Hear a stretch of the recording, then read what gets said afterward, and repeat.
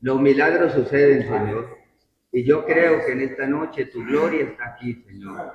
Tu palabra lo dice así, que el que se acerca a Dios debe creer que le hay y que Él es un galardonador.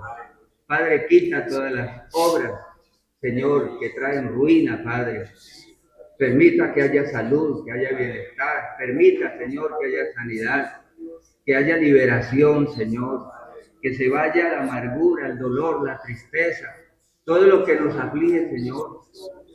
Padre, el desánimo, quítalo del medio, Señor, y llénanos de ti, Padre, llénanos de ti, Señor. Sentimos que tu gloria llena, tú eres el río que hablaste, el que cree en mí, como dice tu escritura, de su interior correrán ríos de agua viva, Señor. Tú le diste de esa fuente a la mujer samaritana y nos invitas a nosotros, los sedientos, venir a las aguas. Y no estamos aquí porque no tengamos otra cosa que hacer. Estamos aquí porque necesitamos de ti.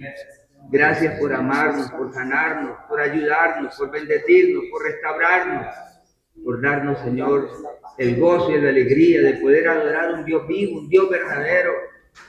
Démosle gracias un momento, hermanos, porque nos ha dado el privilegio de ser salvos, el privilegio de conocerte, de saber quién es Dios, de conocer tu palabra, hermanos, de tener nosotros la revelación divina de Dios. Gracias por la provisión, Padre, por la salud, por mis hijos, por nuestros hijos, por nuestros nietos, por nuestro hogar, nuestra casa. Gracias por la vida, es un regalo, Señor, que tú nos has dado. Padre Santo, gracias, Señor. Te damos por tu presencia, por tu amor, por el perdón de nuestros pecados. Hoy estamos agradecidos. Gracias también por tu palabra que vamos a recibir hoy, que se ha preparado, Señor. Envíala a nuestros corazones. Padre Santo, somos nosotros esa buena tierra, Señor, donde se siembra esa palabra y germina y da frutos.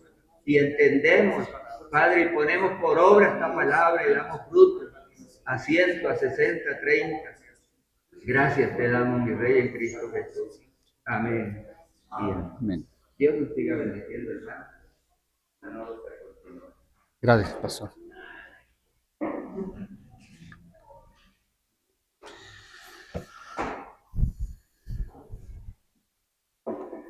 Mira, pastor.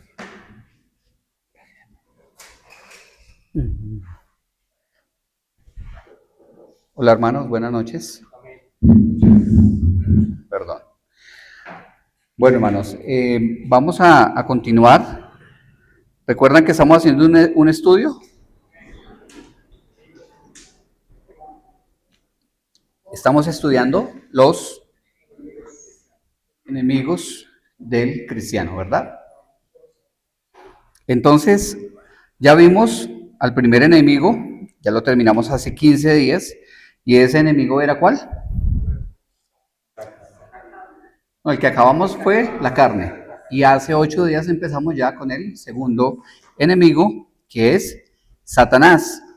Hace 8 días hablábamos sobre Satanás. Hablábamos primero que él es una criatura, con el propósito de darnos cuenta que Satanás está sujeto a Dios en todas las cosas, que él es una creación igual que todos nosotros, por lo tanto, él está sujeto también a Dios y a su voluntad. Y dentro de eso mencionábamos que aún la misma vida de Satanás está en las manos de Dios. Y él está sujeto, y así como dice Colosenses que en Cristo están todas las cosas y en él subsisten, lo mismo pasa con la vida de Satanás. Por lo tanto, no deberíamos tener miedo porque Satanás no es un competidor, no es un rival, no es un oponente igual a Dios en el cual estamos esperando a ver quién gana, Dios o Satanás. No, no es así, porque él es una criatura igual a los ángeles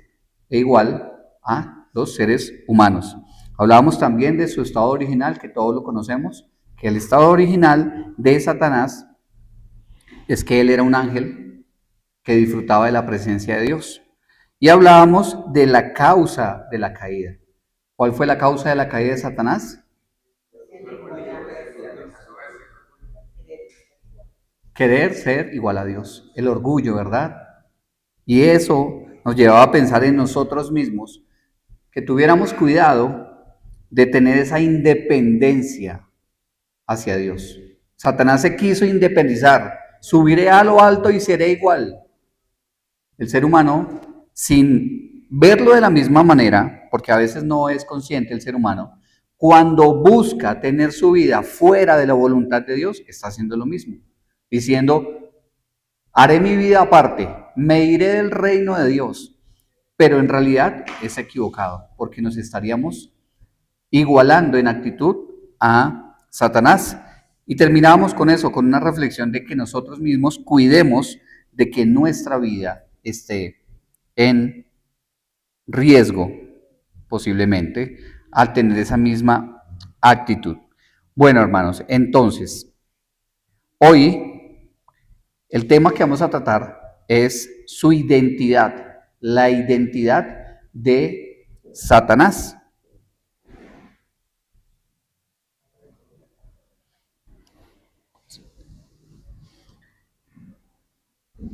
Por favor, acompáñenme a Daniel 2, capítulos 31 al 33. Daniel 2, versículos, perdón, sí, dije capítulos, gracias. Daniel 2, sí, y capítulo y versículos 30 sí. Entonces, denme un momento, yo pongo esto acá y ahora sí. Daniel, perdón, ya. 31 al 33. Tú, oh rey, veías y he aquí una gran imagen, esta imagen que era muy grande y cuya gloria era muy sublime. Estaba en pie delante de ti y su aspecto era terrible. La cabeza de esta imagen era de oro fino, su pecho y sus brazos de plata, su vientre y sus muslos de bronce, sus piernas de hierro, sus pies en parte de hierro y en parte de barro cocido. Estabas mirando hasta que una piedra fue cortada, no con mano, e hirió la imagen en sus pies de hierro y de barro cocido y los desmenuzó. Bueno, este texto que acabamos de leer hace parte de una interpretación que Daniel hace sobre un sueño de qué rey. ¿De quién? De Nabucodonosor, muy bien. Resulta que Dios le da a Nabucodonosor un sueño profético en el cual va a hablar de una secuencia de reinos que iban a venir hasta llegar al reinado del Imperio Romano. Y empieza Daniel a interpretarle este sueño y le dice, bueno, resulta que hay una estatua de diferentes materiales y la primer parte es la cabeza y la cabeza va a representar a Babilonia. Esta cabeza va a ser después reemplazada por un nuevo imperio. El imperio que sigue son el pecho y los brazos. Y este imperio representa al imperio medo-persa. Y enseguida a y esto fue algo que en la historia sabemos que sucedió, vendrá la parte del vientre y los muslos. Y esta parte fue representada o representa al imperio de Grecia, al imperio griego, exactamente. Pues resulta, hermanos, que en el año 331, cuando todavía estaba el imperio medo-persa, vino un gran emperador llamado Alejandro Magno. ¿Han oído de él? Y él fue el que derrota al imperio medo-persa y establece el imperio griego. Resulta que Alejandro Magno, en una batalla que se llamó la batalla de Gaugamela, se enfrenta a Darío III y lo vence. Pero ¿cómo hizo para vencerlo? Resulta que Alejandro Magno, que era un gran guerrero, envió unos espías al estilo de Josué, ¿recuerdan? Y analizaron la forma en que el ejército de Darío III estaban organizados y dispuestos para la batalla. Y él fue y ellos analizaron la disposición, la preparación, y cuando llegó el día de la batalla, Alejandro Magno ya sabía cómo derrotarlos. Él había analizado que el ejército tenía una extensión, una longitud de disposición para la batalla, y que en el momento de atacar ellos se iban a extender más para poder encerrar al ejército de Alejandro Magno. Ellos ya sabían que iba a ser la forma en que ellos iban a actuar. Y analizando eso, se preparó para ese movimiento, encontraron una debilidad en la formación y los pudieron vencer. Tremendo como alguien que puede analizar a su enemigo y que conoce las estrategias de su enemigo, encuentra la manera de vencerlo. Pues resulta que nuestra tarea de conocer a nuestros enemigos, en este caso a Satanás, va a ser muy importante que nosotros analicemos de la misma manera cómo actúa, cómo se va a comportar el enemigo. Y para poderlo analizar tenemos que saber quién es él, cuál es la identidad de Satanás, que es nuestro enemigo. Y para poder identificar cómo es él, su personalidad, sus acciones, vamos primero a Génesis, capítulo 3, versículo 1 al 7.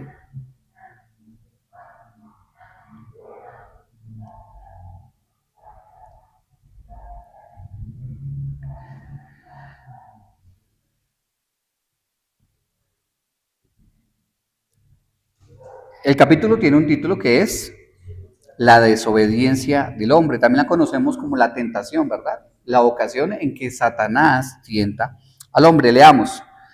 Pero la serpiente era más astuta que todos los animales del campo que Jehová Dios había hecho, la cual dijo a la mujer, ¿con que Dios os ha dicho, no comáis de todo árbol del huerto? Y la mujer respondió a la serpiente, del fruto de los árboles del huerto podemos comer, pero del fruto del árbol que está en medio del huerto, dijo Dios, no comeréis de él, ni le tocaréis, para que no muráis. Entonces la serpiente dijo a la mujer, no moriréis, sino que sabe Dios que el día que comáis de él serán abiertos vuestros ojos y seréis como Dios, y sabiendo el bien y el mal. Y vio la mujer que el árbol era bueno para comer y que era agradable a los ojos. ¿Voy en cuál? En el 6, ¿verdad? Y árbol codiciable para alcanzar la sabiduría. Y tomó de su fruto y comió y dio también a su marido, el cual comió así como ella. Entonces fueron abiertos los ojos de ambos y conocieron que estaban desnudos. Entonces cosieron hojas de higuera y se hicieron delantales. Esta es la historia de la tentación, la historia en cómo el hombre cae seducido y engañado por Satanás. Imagínense que aquí vamos a empezar a ver cómo es que actúa Satanás, de qué manera es que él obra, y esto nos va a ayudar a nosotros a identificar cómo es nuestro enemigo, para así mismo tener herramientas y poder vencerlo. Si nos damos cuenta, ¿qué hizo Satanás en este pasaje que leímos? ¿Qué fue lo que hizo en contra de la mujer? Cuestionar a Dios, cuestionar lo que Dios ya les había dicho a ellos, ¿verdad? Entonces fíjense que Satanás tiene métodos, él tiene estrategias muy bien definidas. Y esas formas de actuar van muy relacionadas a quién es él, a quién es Satanás. Su personalidad va a definir la forma en que él actúa en contra del ser humano. Y el primer punto de esta enseñanza es: varios nombres, un solo corazón. Sabemos que la Biblia habla, refiriéndose a Satanás, dependiendo el momento y dependiendo el lugar en la escritura, con varios nombres, asignaciones que la Biblia le da. Pero resulta que los nombres dentro del texto bíblico, más que un nombre, como decir que yo me llamo Oscar, más que un nombre, lo que está haciendo es transmitir la idea de lo que él hace. Por ejemplo, Dios tiene un nombre que en hebreo nosotros no alcanzamos a traducir perfectamente, y para los judíos, de hecho, es un nombre innombrable, ¿no? Que es algo así como Jehová o Jehová. Hay un debate en cómo decirlo. Sin embargo, lo que sabemos de Dios no es tanto el nombre, sino lo que Él es. Dios es amor, Dios es justicia, Dios es santidad, Dios es misericordia, y lo que Él es define a Dios. Lo mismo sucede con Satanás. Lo que él hace, la forma en que se comporta, va a definir la identidad de Satanás. Por eso la Biblia le asigna nombres. Entonces, el primer nombre que nosotros vamos a encontrar en la Escritura, y lo vamos a encontrar en el Antiguo Testamento, no es el nombre personal de él, sino es un nombre o un título que define algo que él hace. Entonces acompáñenme a Números 22:22.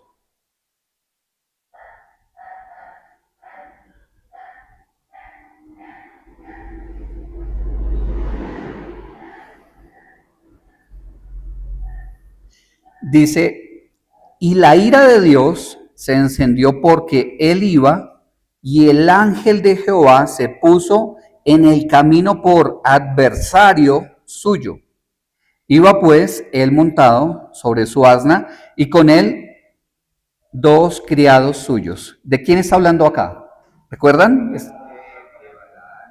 Balaán, ¿verdad? Y Balac. Y resulta que en medio de esa historia, el versículo 22 dice que la ira de Dios se encendió porque él iba, y el ángel de Jehová, ¿el ángel de Jehová es bueno o es malo? Bueno, ¿verdad? Pero miren lo que dice: el ángel de Jehová se puso en el camino por adversario suyo. Resulta que en hebreo esta palabra es Satán. La palabra adversario es Satán en el original hebreo.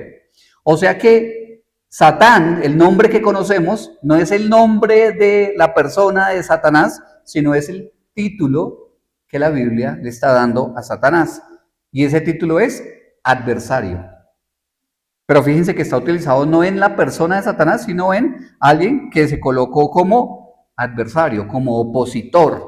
Entonces, lo primero que podemos hablar de lo que hace Satanás es que él es un adversario, un contradictor, un enemigo. Así como aquí el ángel de Jehová se puso en contra de este falso profeta como un opositor a lo que él quería hacer, de la misma manera Satanás, lo primero que podemos identificar que él hace es que él es un opositor, un adversario nuestro.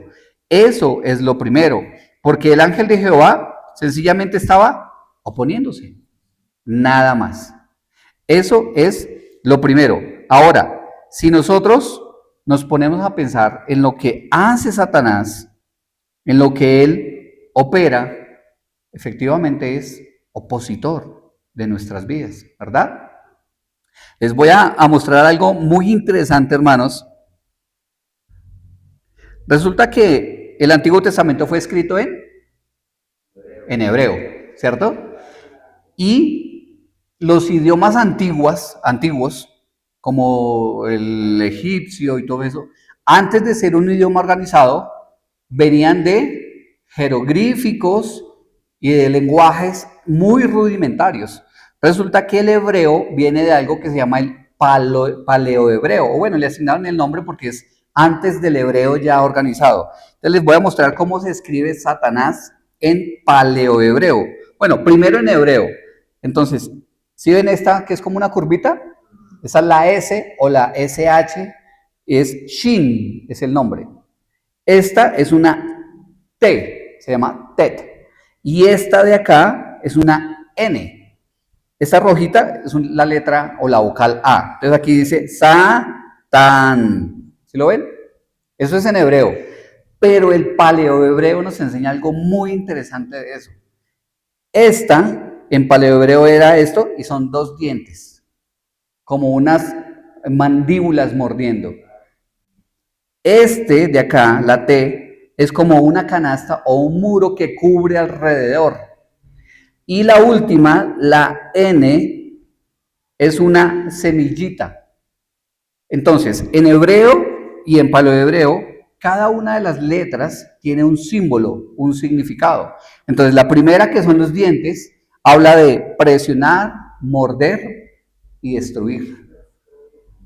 Eso era lo que significaba. La siguiente es el que envuelve o envolver. Y el último, que es la semillita, habla de la descendencia, de la vida. Un ejemplo, ¿se acuerdan de Benjamín? Benjamín son dos letras. Una es casa y la otra es esa semillita. Y en la traducción es el hijo, la descendencia de la casa. ¿Qué son qué? Los hijos. Benoni, son los hijos de la casa. Entonces resulta que la interpretación así un poco del paleohebreo es que Satanás es el que muerde envolviendo la vida para destruirla.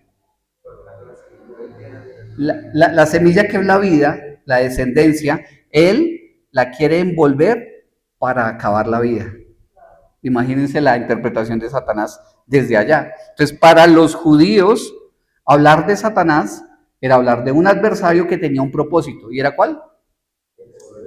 Envolver la vida para acabarla, para destruir. Ese es el papel de Satanás. Por medio de su oposición, acabar con la vida de Dios o con la vida del ser humano. Ahora, acompáñenme por un momento a 1 de Pedro 5:8. Y ese texto no lo sabemos todos de memoria.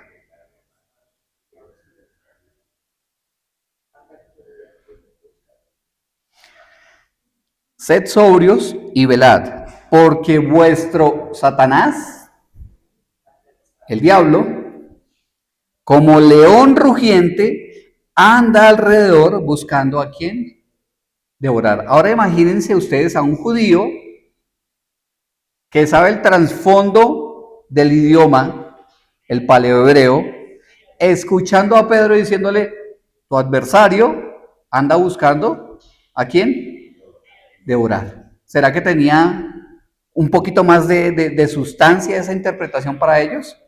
Claro que sí, porque les está diciendo, hay un adversario que quiere mascárselos, que los quiere morder y destruirlos. Lo primero que hace Satanás es que él es un adversario, pero no es un adversario solamente que se pare, no, de aquí no pases, no, es un opositor que quiere destruir la vida del ser humano. Eso es lo primero. Ahí vamos conociendo cómo actúa, cómo es Satanás. Juan 10:10, también deberíamos sabérnoslo de memoria, ¿verdad? El ABC de los versículos bíblicos. El ladrón no vino, sino para hurtar, matar y destruir. Yo he venido para que tengan vida y para que la tengan en abundancia.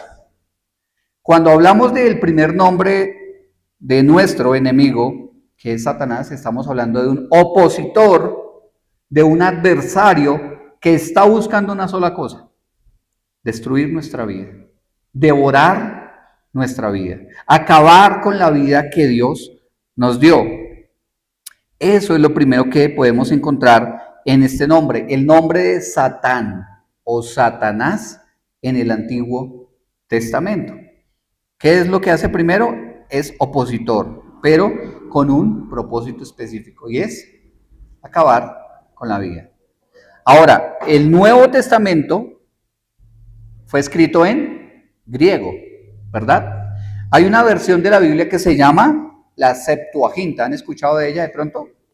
La Septuaginta fue una versión que un rey comisionó que se escribiera para poder traer el mensaje del hebreo al griego. Y esta versión se llama así porque dicen que la forma de construirla fue que el rey mandó a llamar a unos copistas a que cada uno aparte hiciera la traducción y después las compararon y fue casi que en todos, Septuaginta significa 75, que de los 75 no recuerdo si fueron 70 o 72, que lo hicieron perfecto, por eso tiene ese nombre. Y la palabra Satán del Antiguo Testamento pasó en griego como diablo, que es la palabra que nosotros conocemos como diablo, pero también de acuerdo al contexto cambió un poquito el sentido. Entonces vamos a ver, en el Nuevo Testamento el enemigo es llamado diablo. Job 1:6. Job 1:6 dice: un día vinieron a presentarse delante de Jehová los hijos de Dios, entre los cuales vino también Satanás, hijo de Dios, lo habíamos mencionado hace 8 días, parte de la creación de Dios. Y dijo Jehová a Satanás: ¿de dónde vienes? Respondiendo Satanás a Jehová, dijo: de rodear la tierra y de andar por ella. Era un man que se la pasaba por ahí desocupado, dando vuelticas, trayendo chismes.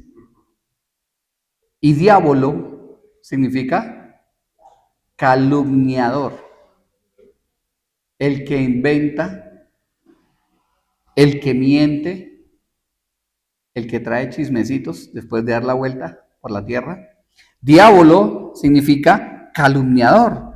Entonces lo segundo que define la personalidad o la identidad de Satanás es que él es un calumniador.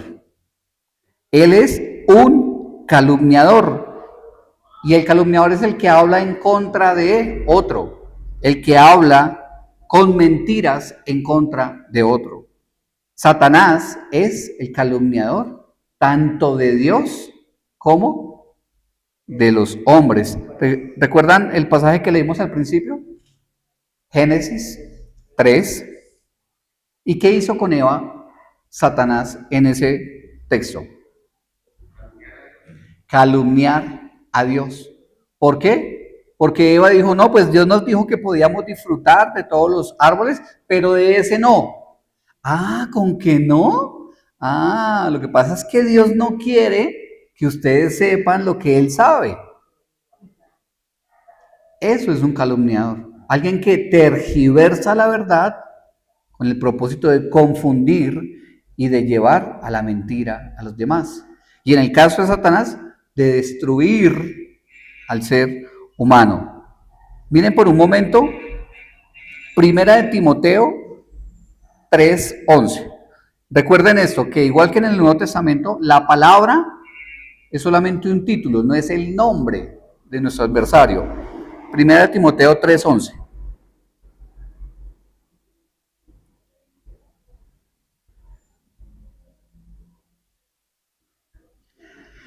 Las mujeres, asimismo, sean honestas, no diábolas, en griego. ¿Sí ven? Está hablando de una forma de ser. En griego, ahí dice: las mujeres, asimismo, sean honestas y no sean diábolas, calumniadoras, es la palabra. El diablo es calumniador. Y estas mujeres, si se comportaban así, estaban siendo calumniadoras. Otro pasaje, Tito 2:3.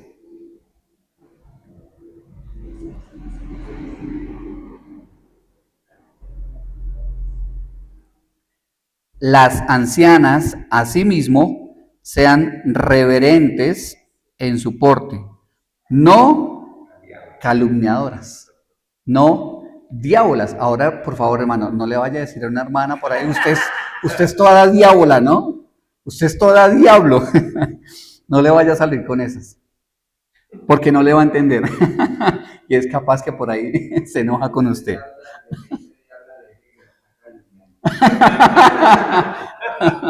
No me diabolé. Sí, entonces fíjense cómo la palabra define un comportamiento, una actitud, y aquí nos damos cuenta que en los idiomas originales, pues esa palabra significaba algo. Lo que pasa es que para nosotros describe el comportamiento de nuestro enemigo. Recuerde lo que hizo Alejandro Magno, él mandó a estudiar a su enemigo. El propósito de esto es que nosotros examinemos cómo actúa Satanás, cuál es su esencia, cuál es su naturaleza. Y lo primero fue que él es adversario, opositor, pero con un propósito, destruir. En este caso, él es un calumniador, él es un mentiroso, él es alguien que tergiversa la verdad. Entonces, cuando pensamos en el diablo, tenemos que tener en cuenta ese comportamiento, esa mentalidad que él tiene de distorsionar, de cambiar la verdad, de confundir. Y eso nos tiene que ayudar a nosotros a estar atentos, a no dejarnos confundir, a no dejarnos enredar por las estrategias. La Biblia dice, no ignoramos las maquinaciones del enemigo, ¿verdad?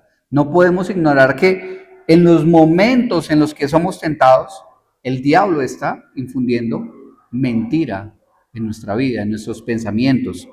Juan 8:44.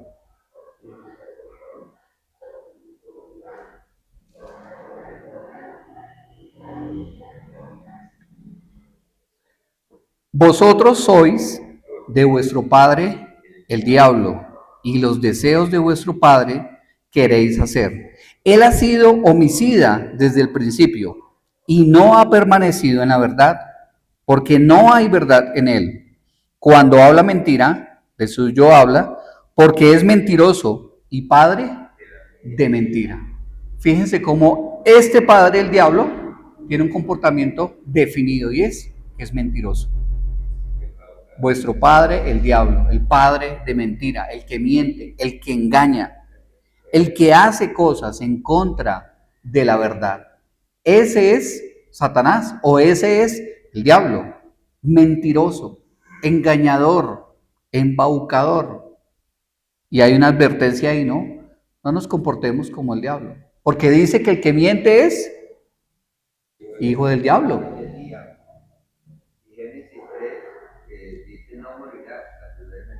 Claro, ahí empezó a confundir la verdad que Dios les había dado. No, no, no, ¿cómo se te ocurre? No, eso que dijo Dios no es verdad. No van a morir. Lo que pasa es que Él no quiere que ustedes sepan. Él no quiere. Y el trabajo del diablo, la estrategia del diablo es engañar, es confundir. Piense usted por un momento, hermano, de qué forma nosotros podríamos, entendiendo esto, ayudarnos en los momentos en que el diablo quiere traer confusión. Debemos identificar, Señor. Perfecto, hermano, pero se me adelantó. Pero así es, muy bien, hermano, eso es, eso es. Nosotros debemos aprender a identificar los momentos en el que el diablo está obrando conforme a lo que él es, adversario y mentiroso. La Biblia también le da otros nombres, ¿verdad?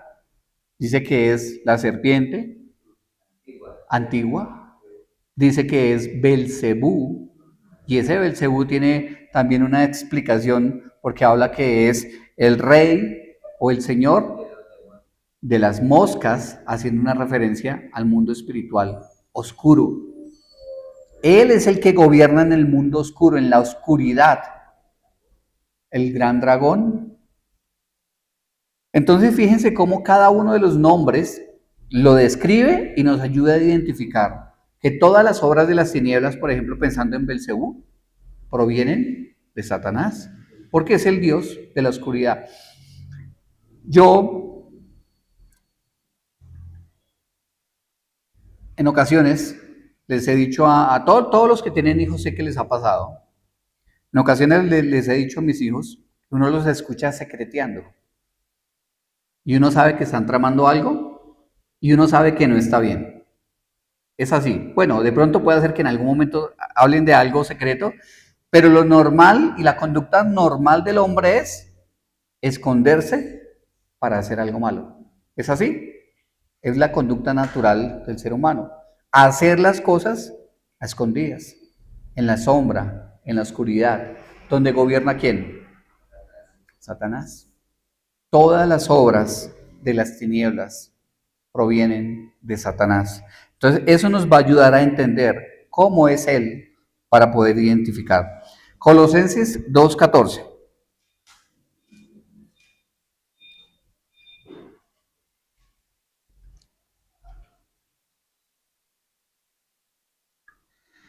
Anulando el acta de los decretos que había en contra de nosotros, que nos era contraria, quitándola de en medio y clavándola en la cruz. Fíjense que el calumniador tiene un listado de argumentos en contra de nosotros. ¿Por qué es calumniador? Porque miente, porque acusa. Y dice acá que Cristo anuló el acta de decretos que había en nuestra contra. El calumniador tiene un propósito, el devorador o el adversario tenía un propósito y era destruir, morder hasta acabar con la vida. El calumniador tiene un propósito también, ¿y es cuál? Acusador. Acusar al creyente, acusar al ser humano. Ese es el propósito del calumniador. Tener argumentos en contra, tener cosas en contra de nosotros para colocarlas como un impedimento para que el Señor pueda bendecirnos. Vaya un poquito adelante, Colosenses 3:3.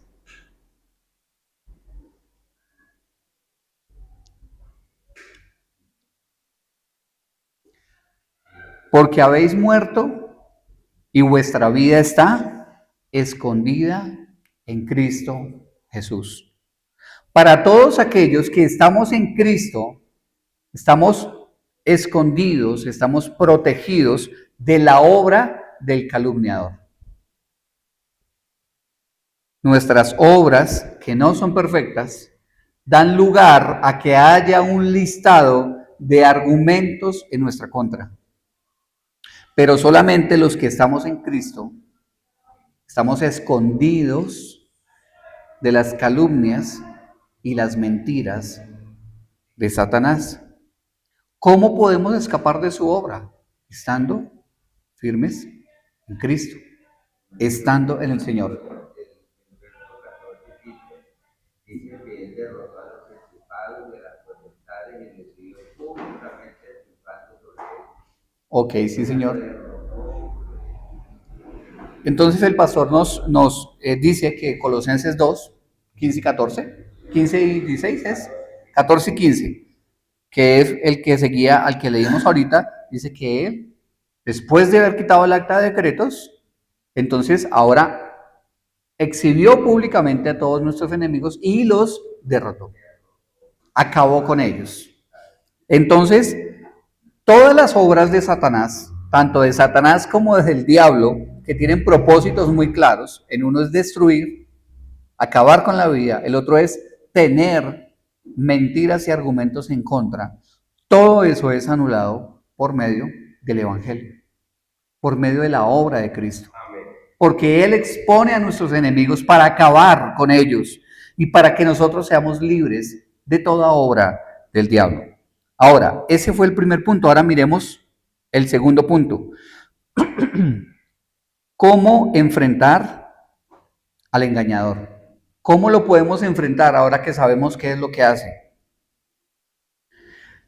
Aunque Adán y Eva tenían una relación con Dios, ¿sí tenían relación con Dios o no? ¿Cierto? Ambos tenían relación continua con Dios. Porque Dios les había encomendado tareas, porque Dios les había delegado el cuidado del huerto. Y eso nos habla de que Él, dice la Biblia, que Él paseaba por el huerto. y ellos tenían acceso a la presencia de Dios. Entonces uno dice, ¿cómo puede alguien que tiene contacto con Dios como nosotros los creyentes que oramos, que leemos, que venimos a la iglesia, venimos el martes, participamos de todo, cómo puede alguien ser engañado por Satanás? Pues resulta que en el momento de la tentación, cuando dice la Biblia que Eva fue tentada, ¿no? Que ella fue engañada. ¿Por qué Eva fue engañada, hermanos? ¿Qué fue lo que hizo? Pero para poder comer del fruto, prestarle atención a la serpiente. exactamente.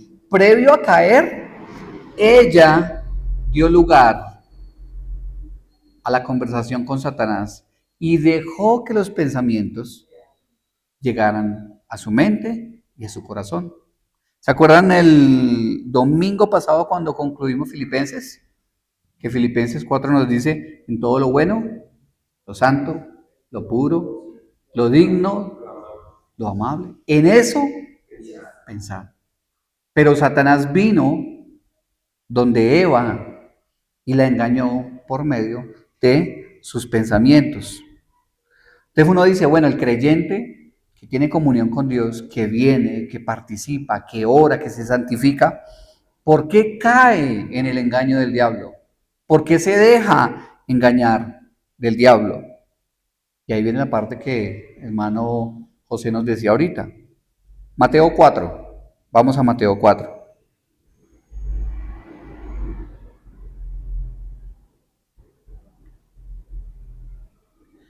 Dos cosas podemos hacer para enfrentar a Satanás.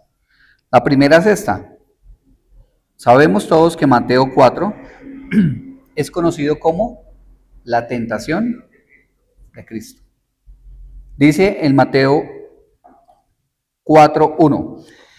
Entonces Jesús fue llevado por el Espíritu al desierto para ser tentado por el calumniador. Y después de haber ayunado 40 días y 40 noches, tuvo hambre. Y vino a él el tentador y le dijo, si eres hijo de Dios, di a estas piedras que se conviertan en pan. Y él respondió y dijo, escrito está, no solo de pan vivirá el hombre, sino de toda palabra que sale de la boca de Dios. Entonces el diablo lo llevó a la santa ciudad y le puso sobre el pináculo del templo y le dijo, si eres hijo de Dios, échate abajo, porque escrito está, a sus ángeles mandará acerca de ti, y en sus manos te sostendrán para que no tropieces con tu pie en piedra. Jesús le dijo, escrito está también, no tentarás al Señor tu Dios. Y hay una tercera tentación. ¿Cómo podemos enfrentar a Satanás? Lo dijo el hermano José. Con la palabra de Dios, hermano. Conocer la palabra de Dios es fundamental. Cuando Satanás vino delante de Eva y la confundió, a ella, aunque tenía una comunión con Dios, le faltaba conocer más de Dios. Tener la revelación de la palabra en su corazón. ¿Se acuerdan que en el huerto habían habían árboles, pero habían dos árboles que Dios menciona o que la Biblia no menciona? ¿Cuáles son? Y de la vida. ¿Y quién es o qué era el árbol de la vida? Cristo, hermanos, muy bien.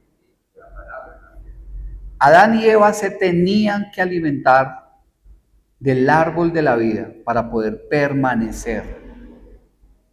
Y ellos tenían una comunión con Dios. Pero el hecho de que Eva hubiera sido tentada tiene que ver con su relación y con su conocimiento de la palabra de Dios.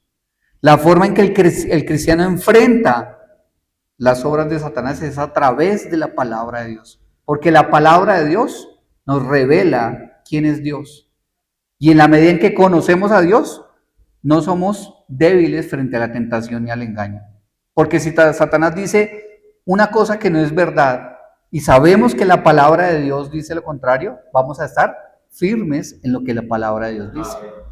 Pero muchas veces el creyente se deja engañar. El creyente pierde la esperanza. el creyente pierde el ánimo, el creyente pierde la confianza de que Dios está con ellos. ¿Por qué? Porque desconocen a Dios por falta del conocimiento de la palabra. Satanás tentó a Cristo, le dijo tal cosa y Cristo, palabra, tal otra, palabra. ¿Cómo podemos enfrentar la tentación de Satanás? Con la palabra, hermanos. Debemos valernos de la palabra de Dios. Debemos usar la palabra de Dios, pero no al azar, cualquier versículo, el que salga. No, tiene que ser el versículo que específicamente va a quitar la mentira de Satanás. Por eso con el Salmo 23, hermano, no alcanza. No alcanza. El 91, bien, ya lleva 2, pero no alcanza. Usted tiene que conocer la palabra de Dios. Usted tiene que conocer a Dios. Juan 17. Hermanito, Proverbios 3:18, que dice que la palabra, ella es árbol debido a lo que de ella es hermano. Exactamente, gracias, Pastor Juan. ¿Proverbios qué era? Proverbios 3:18. Ok. Versículo 3, también deberíamos sabérnoslo. Y esta es la vida eterna, que te conozcan a ti, el único Dios, y a Jesucristo, a quien tú has enviado, ¿verdad?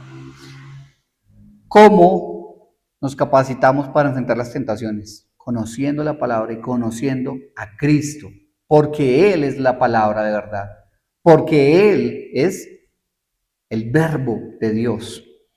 Esa es la primera manera en que nos enfrentamos. Ahora, la segunda, acompáñeme a Hebreos 11. ¿De qué trata Hebreos 11? De la fe. De la fe. Vaya primero al versículo 6.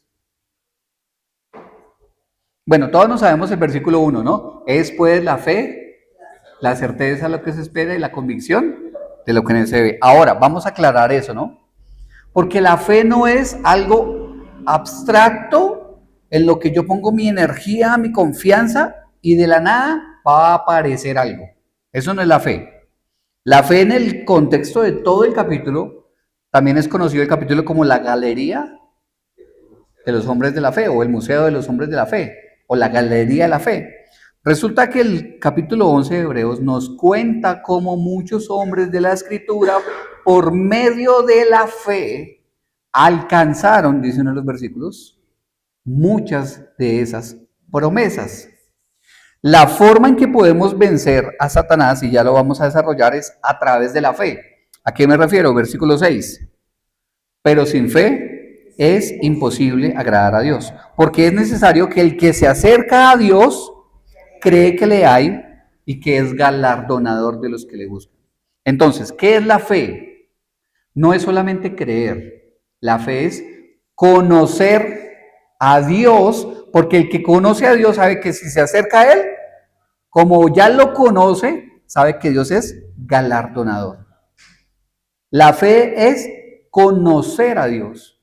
Cuando yo lo conozco, sé quién es, conozco su poder, conozco la forma en que Él es. Los atributos de Dios definen quién es Él y eso genera fe en mí, confianza porque sé quién es Él. Todos los hombres de este capítulo, ¿por qué tuvieron fe? Porque conocían a Dios, porque habían propuesto en su corazón indagar más sobre quién es Dios. Ahora mire el versículo 24. Y la fe viene por el oír y por el oír La palabra de Dios, exactamente. Entonces ahí está la conexión de lo primero con este punto segundo. El primero era la palabra, pero la palabra viene, ¿verdad? Entonces ahora 24. Por la fe, Moisés, hecho ya grande, rehusó llamarse hijo de la hija del faraón, escogiendo antes ser maltratado con el pueblo de Dios que gozar de los deleites temporales del pecado. Él conocía a Dios y sabía que a Dios no le agradaban las conductas de Egipto. Y él por la fe dijo, no, prefiero ser hijo de un israelita en vez de ser hijo del faraón, porque pues, es pecaminoso. 27. Por la fe dejó Egipto, no temiendo la ira del rey, porque se sostuvo como viendo al invisible. Miren que Moisés sabía quién es el invisible, Dios. Como Moisés sabía quién era Dios, él dice, no me importan las comodidades, no me importa el título, no me importa la posibilidad de pronto de llegar a ser faraón. No, dice que él por la fe, porque sabía quién era Dios, dijo, prefiero salir de Egipto y volver a mi casa, verdaderamente. Entonces, ¿cómo podemos nosotros enfrentar las mentiras y los ataques de Satanás? Por medio de la fe. Pero la fe, no, como les dije, no es creer en algo abstracto y misterioso que va a suceder cuando abra los ojos o cuando cuente hasta 3. No, la fe es conocer verdaderamente a Dios. Porque en la medida en que yo lo conozco, tengo certeza, la convicción de lo que se espera, ¿verdad? La certeza de lo que se espera. Tengo certeza de que Dios, con sus atributos, su poder y lo que Él es, que ya previamente conocí, va a tener una respuesta y va a obrar en favor mío, porque Él es así. Por eso Moisés dijo, voy a confiar como viendo al invisible, porque sé quién es Dios, porque Él se me reveló en la zarza, Éxodo 2 o 3, creo que es. Y como sé quién es Dios, puedo confiar plenamente en Él. Eso es la verdadera fe, conocerlo para poder confiar. ¿Cómo vencemos las obras de Satanás? Por medio de la fe y la palabra de Dios. ¿Saben cómo fue que Alejandro Magno venció a Darío III? Resulta que Darío III dispuso el ejército así y dijo, en el momento en el que lleguen nos vamos a esparcir para rodearlos. Pero el despliegue de los soldados hizo que en el centro quedara la franja de soldados muy débil. Y Alejandro Magno se dio cuenta de eso y mandó atacar con todo lo que tenía a ese punto específico. Y al atacarlo se debilitaron, no se pudieron defender y una vez debilitada esa pared del muro del ejército, Darío III tuvo miedo, salió huyendo, posteriormente sus generales lo matan, pero cuando el rey se fue, ¿qué hicieron todos los soldados? Se desmoralizaron y se entregaron. Cuando nosotros sabemos cómo obra el enemigo y usamos ese conocimiento para poderlo enfrentar, Santiago 5:17, o es 4:17, ¿qué dice? Pero dice primero algo, someteos pues a Dios, resistid al diablo y ¿el qué? ¿Queremos vencer al diablo, que es nuestro enemigo? 4:7. ¿Queremos vencerlo? ¿Qué debemos hacer? Someternos a Dios. ¿Amén, hermanos? Entonces, la identidad de Satanás es calumniador y adversario. Como adversario quiere destruir y como calumniador quiere mentir y engañar. Pero ¿cómo lo derrotamos? A través de la palabra, conociendo la palabra y conociendo a Dios. Hermano, busque a Dios en oración para que Él pueda colocar en usted la convicción de lo que Él es y de esa manera usted podrá tener fe y vencer al enemigo. Listo, hermanos, oremos, pidámosle al Señor. Padre, queremos agradecerte, Señor, por esta noche, la oportunidad que tú nos das de oír tu palabra, de meditar en ella. Te pedimos, Señor, que toda obra que el enemigo, el adversario, el engañador quiera levantar en contra de la iglesia, en contra de nuestros hermanos, Señor, en contra de todo aquel que ha estado tal vez en debilidad, en desánimo, Señor. Te pedimos, Señor, que tú la descubras a través de tu palabra. Oramos, Señor, por nuestra vida y por la de todos aquellos, Señor, que nos acompañan en nuestra iglesia, para que tú, Padre, no permitas que las obras del diablo puedan, Señor, ser victoriosas sobre ellos, sino que por el contrario, Señor, tu palabra, Señor, sea aquella herramienta que podemos usar para nuestras vidas y también para llevarla a nuestros hermanos. Y que esta palabra pueda ser, Señor, reveladora de las obras del diablo y también reveladora, Señor, de quién eres tú, para que a través de la fe podamos vencer, Señor, toda obra de Satanás. Te pedimos, Señor, ten misericordia, Señor, de toda obra del enemigo, Señor, que está haciendo en medio de la vida de nuestros hermanos. Ten misericordia, Señor, de nuestros hermanos, de aquellos que se han apartado, de aquellos, Señor, que se han dejado confundir, que han dejado de ver a Cristo, Señor, para ver las dificultades, los problemas, Señor, en sus vidas. Aún, Señor, el propio pecado de su corazón como un argumento para no volver. Porque el adversario, el calumniador, Señor, el enemigo de nuestras almas, quiere, Señor, que ellos sigan siendo confundidos. Te pedimos, Espíritu Santo, que tu palabra pueda ser de bendición para ellos y que les levantes de su condición también. Te lo pedimos en el nombre de Jesús, Señor. Amén y amén. Bueno, hermanos, muchas gracias. Dios los bendiga. Nos vemos mañana, damas, sí, el miércoles a las 7 de la noche nos vemos. Y sí, y ya el domingo. Entonces acuérdense de orar por lo de los grupos. Ya esta semana empezamos a planear todo eso. Chao, hermanos, Dios los bendiga.